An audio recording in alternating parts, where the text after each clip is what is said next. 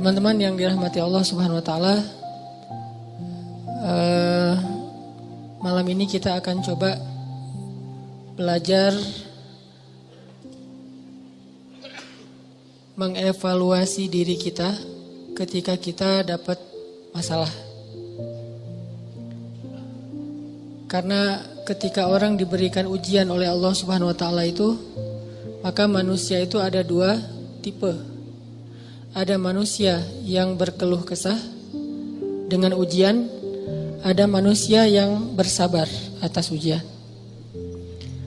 Dan orang yang bersabar ini juga bermacam-macam bentuknya. Ada yang sabar dengan pasrah, ada yang sabar justru dengan memperbaiki diri. Dia bersabar sambil memperbaiki dirinya. Karena dia sadar tidak ada masalah yang menimpanya kecuali ada yang salah dalam dirinya. Tidak ada musibah yang menimpa dia kecuali ada sesuatu yang dia lakukan yang mungkin bukan kebaikan, yang mungkin dosa. Sehingga selain bersabar, sembari bersabar dia mencoba untuk mengevaluasi, memperbaiki diri. Dan ini adalah model orang yang sabar yang paling baik. Sedangkan yang mengeluh juga macam-macam. Ada yang mengeluhkan masalah, ada yang mencari kambing hitam, menyalahkan temannya.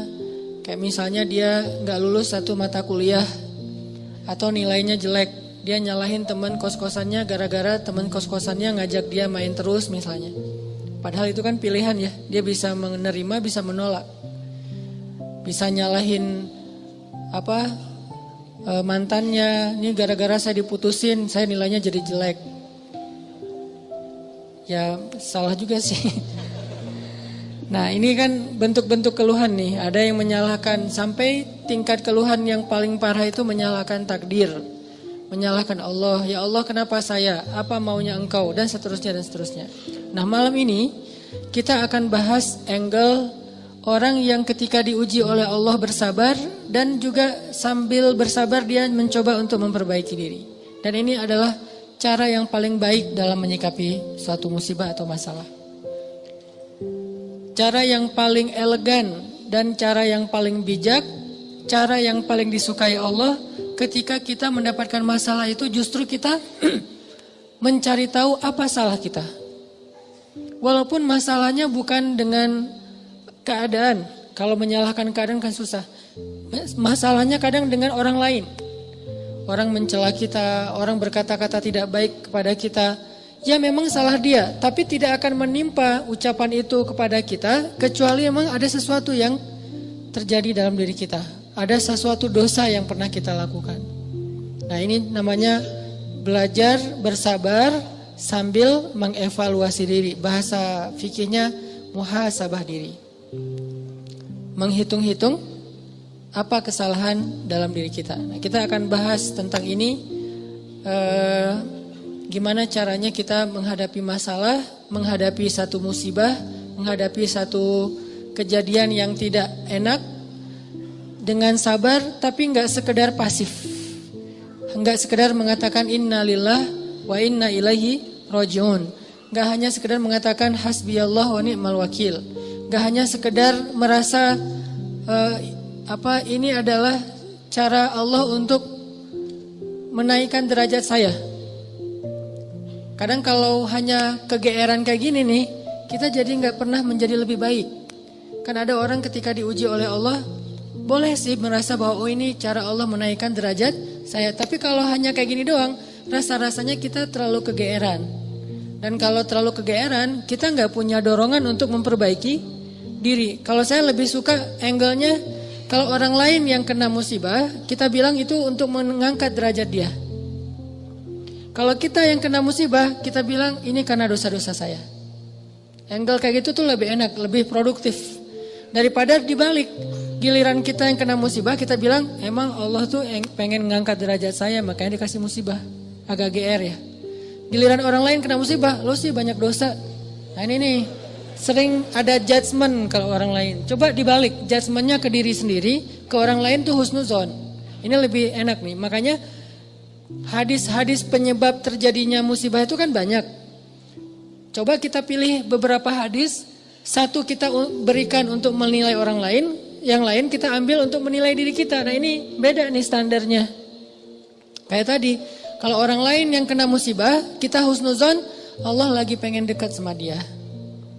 Kita husnuzon, Allah pengen menggugurkan dosa-dosa dia. Kita husnuzon, Allah pengen mengangkat derajat dia. Kita husnuzon, emang orang yang paling dicintai Allah tuh biasanya dikasih banyak ujian. Gitu husnuzonnya. Kalau orang lain yang kena masalah atau musibah. Jangan, tuh kan, saya bilang juga apa, tuh gara-gara dia dulu zalim sama saya, sekarang dibalas sama Allah. Jangan gitu. Jangan kegeeran bahwa itu kayak karma ya. Gara-gara dia pernah nyakitin kita, sekarang dibalas sama Allah. Belum tentu juga kayak gitu. Kegeeran-kegeeran kita tuh kadang-kadang bikin kita jadi gak pernah belajar. Merasa udah baik, walaupun dalam kondisi yang paling sulit juga merasa udah baik. Begitu dikasih musibah, wah Allah kangen sama saya nih. Harusnya ke orang lain kayak gitu tuh. Begitu dikasih musibah, wah Allah pengen menghapus dosa-dosa saya. Bagus, gak salah. Cuman kalau keseringan, ini namanya GR. Gak tahu proporsional gak kalau kayak gini terus. Harusnya jangan hanya ini, diutuhkan juga dengan satu angle lain, yaitu angle, oh saya ada salah, oh saya ada dosa, oh saya ada yang keliru. Makanya datang musibah itu tidak akan terjadi musibah kepada saya kecuali karena kesalahan saya sendiri. Kan hadis qudsinya kayak gitu. Hadis qudsi kalimat, salah satu dari kalimat hadis qudsi yang panjang, hadisnya tuh panjang banget, 1 halaman. Salah satu kalimatnya tuh Allah bilang, hadis qudsi itu kan Allah yang ngomong ya. Cuman captionnya dari Nabi. Gagasannya dari Allah, captionnya dari Nabi. Kalau Quran, gagasan dan captionnya dari Allah. Kalau hadis, gagasan dan captionnya itu dari Nabi. Nah Allah bilang, kalau kalian dapat masalah, kalau kalian dapat nikmat, janganlah kalian memuji kecuali aku.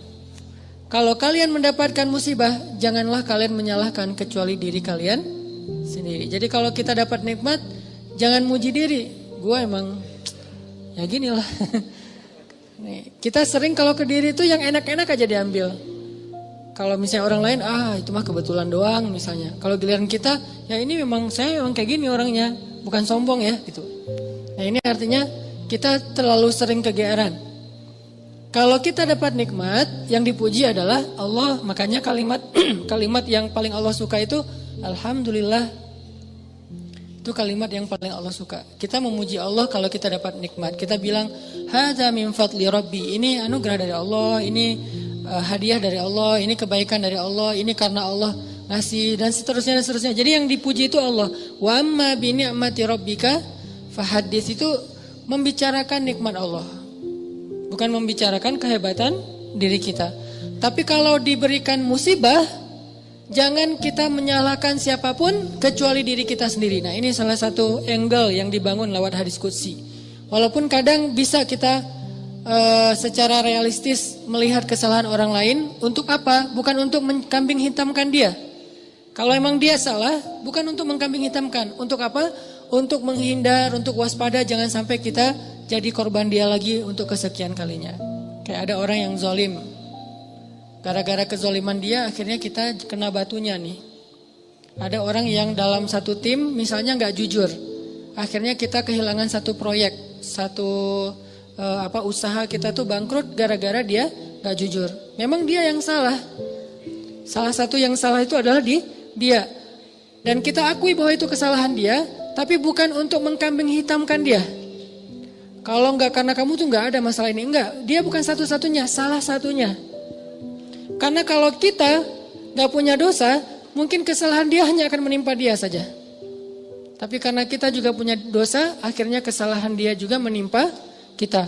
Tapi Ustadz, ada yang hadis mengatakan, kalau di dalam satu masyarakat ada orang yang berbuat dosa, nanti Allah akan timbakan musibah yang kena bukan cuma dia, sampai tetangganya juga kena. Itu kenapa bisa gitu? Dosa tetangganya apa? Dosa tetangganya membiarkan kemungkaran terjadi.